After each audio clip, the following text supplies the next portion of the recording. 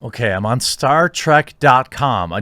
This is the official Star Trek website promoting communism, an ideology that has 100 million in the ground.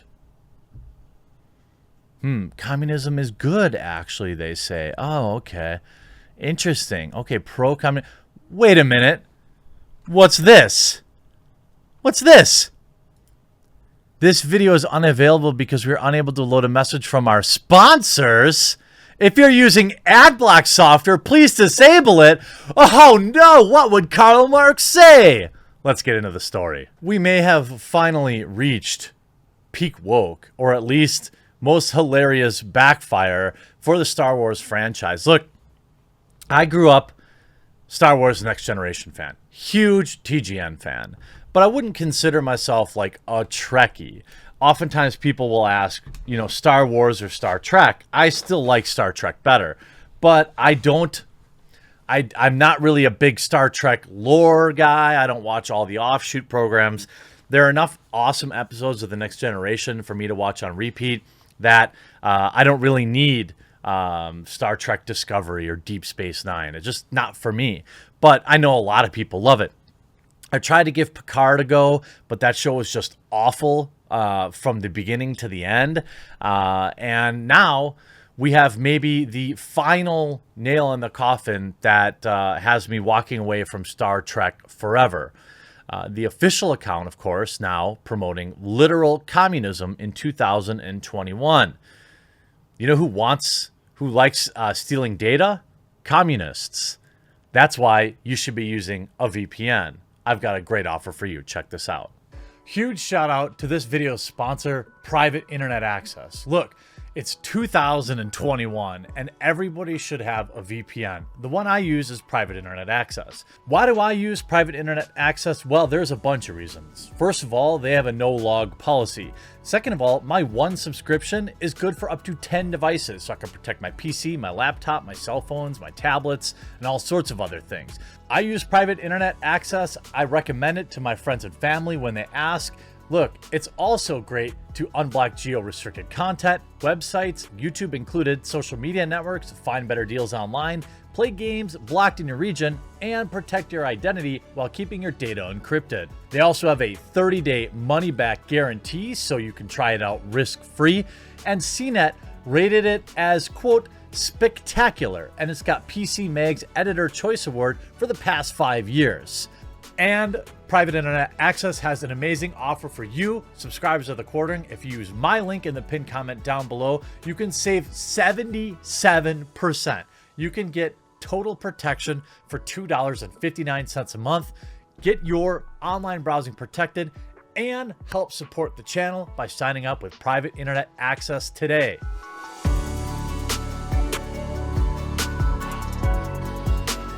If you're not already using a VPN, pick up private internet access today. It's the one I use. Plus, it supports the channel. So get protected today. Do all sorts of awesome things. Now, last night, the official Star Trek account tweeted out, quote, being part of an organized effort to reach people with these ideas gives me a lot of optimism. What ideas are we talking about? Well, Karl Marx, workers of the world unite. You have nothing to lose but your chains. They're literally quoting Karl Marx in this official StarTrek.com article. And the replies are exactly as you would see fit. Now, there are a lot of people that would make the argument that, Star Wars is in some ways, communist utopia. And that's not what this video is here to agree or disagree with. It's like a post-scarcity communism where, again, it's fake. The only way that this would ever work is in science fiction Hollywood television programs. And that's why, people say, actually, Star Trek was about communism and socialism, and while there are aspects of it in there, I disagree that it was about that in general. You can even see the critical drinker here saying, you realize Star Trek absolutely isn't a communist society, right? Well, they achieved post-scarcity using capitalism. You have some of the replies here. Obviously, to all those who say the Federation is communist, Picard owns a vineyard and Sisko's father owns a Cajun restaurant. That doesn't sound like workers owning the means of production. There's a lot of contradictions regarding property ownership in Star Trek. Obviously, you see here, I think the biggest takeaway should be that it's almost impossible to compare Star Trek to real-world economics. Real-world economies rely on scarcity, even communism and socialism. Star Trek's economy is really its own thing. That's why they keep it vague. Well, yeah, when you have like food replicators, you know what I mean? Like, I suppose we can have a talk about that when I can literally just use a machine to generate food. But this is the level of thinking that communists have, to be honest with you. And obviously everyone here laughing. I mean, there are obviously comments to make about the creator and things like that. But, you know, let's just take a look at some of the things that are being said about this. Oh, and by the way, here you see the article itself is good, but the replies are golden. It's basically just people who have never watched Star Trek and don't know what communism is sharing their opinion on both of these topics. Yeah, except these are the quote tweets. And these are pro-communist people sharing this. You see, oh, just refresh. Yellowfish are not even hiding it anymore. The official Star Trek Twitter account is promoting what now? Love the repulsed comments from, quote, superfans who don't know Gene Roddenberry's wife confirmed after his passing that he was a Marxist. Yeah, that's not really up for debate here. I don't think that's the argument. The argument is that mainstream society should never be promoting this. You should be firing up the choppers. You know, imagining Star Trek could inspire a communist revolution. Silence Brand. And then if you just look at the actual quote, oh, by the way, let's see. Let's just take a look. These are obviously Google numbers, so they'll be light. In 2017, Professor Stephen Kotkin wrote in the Wall Street Journal that communism had ended the lives of at least 65 million people between 1917 and 2017.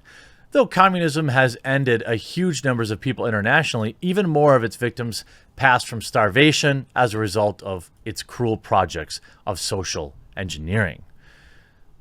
How about this article from the Wall Street Journal? 100 years of communism, 100 million gone. I don't understand how people can keep... What is the delusion that communism sympathizers continue to live under when there is factual evidence that it's a disastrous program? Now, that isn't to say, or ideology, that isn't to say that capitalism doesn't lead to death and that there aren't bad things about capitalism. But the idea that communism continues to be worshipped by weirdos is bizarre to me. And here's one thing that's always great. You know that it's a totally good idea once they start hiding the replies. Now on Twitter, like, I'm mostly interested in the replies that are hidden. So let's see what they've hid. One person said, heck no. They hid, it's not enough to be, oh, they've got the Pinochet choppers here. They've got Gene Roddenberry would be absolutely disgusted with you people. I don't think he would, actually. Here's the needs of the many outweigh the needs of the few, showing Tiananmen Square. Exactly. Gross, no thank you. Trying to seal the deal with communist China? Gotta dump Discovery and Picard somewhere. Fire your entire PR team. Yep, this one's going in my cringe compilation. I mean, they are hiding hundreds of replies. You've won a free helicopter ride. What the actual F? Yuri Bezmenov was right. They are trying to make communism attractive in order to make Americans embrace it. Star Wars is better. Roddenberry rules. Rip Star Trek. Cringe. I mean, what the heck are they thinking about? The original Star Trek was not the best. Was best, not these steaming, virtue signaling CW wannabe Star Trek parodies. Yeah, I wouldn't disagree with that. And to be honest with you, none of this is even about the article, because the article itself is also hilarious. The Star Trek communist hopes Star Trek can inspire a real revolution. This is on StarTrek.com. Okay? StarTrek.com. Will Wynn is a fan who asks this question a lot. In the Earth of the future, we eliminate poverty, hunger, homelessness, all the stuff that's hard to still talk about. It's paradise on Earth, Wynn says. How do you actually achieve one world government with no national borders, where we've eliminated poverty and hunger and disease? That's pretty significant gain, pretty significant achievement. Well, that will never happen, obviously.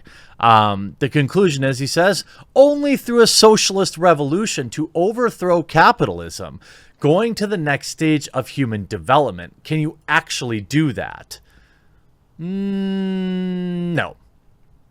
For the last couple of years, Wynn has been evangelizing his views in a uniquely Trek fashion. Well, yeah, because they like to package, you know, their terrible ideas and things that you love so that more people can, you know, it becomes more palatable to people. Wynn dons costumes from multiple eras of Trek, ranging from the Monster Maroon of the TOS movies to bright colors, sharp edges of Lower Decks, posting frequently on Trek fan pages and Facebook groups. His preferred pose is toasting the camera with a blue beverage that's probably not Romulan ale, facing the camera like Benjamin Sisko in his classic Deep Space Nine episode In the Pale Moonlight. Wow, thanks. Referencing the pronunciation of his own name, he signs many of his photos with a simple slogan, "Communism will win." They're literally romanticizing communism on the official website. And here's a hilarious punchline for you. This video is unavailable. We were unable to load a message from our sponsors. If you're using AdBlock software, please disable it. What about socialism? What about communism, Star Trek? Are you running ads? You running ads on this? Oh no! That's not very communist of you. Absolutely disgusting. I'm not making any excuses. This conversation doesn't even need to be entertained, as we have hundreds of years of history to prove it is dangerous and should not be even joked about. Star Wars, you played yourself on this one, and it's truly pathetic. Hope you enjoyed this video. We'll talk to you again real soon.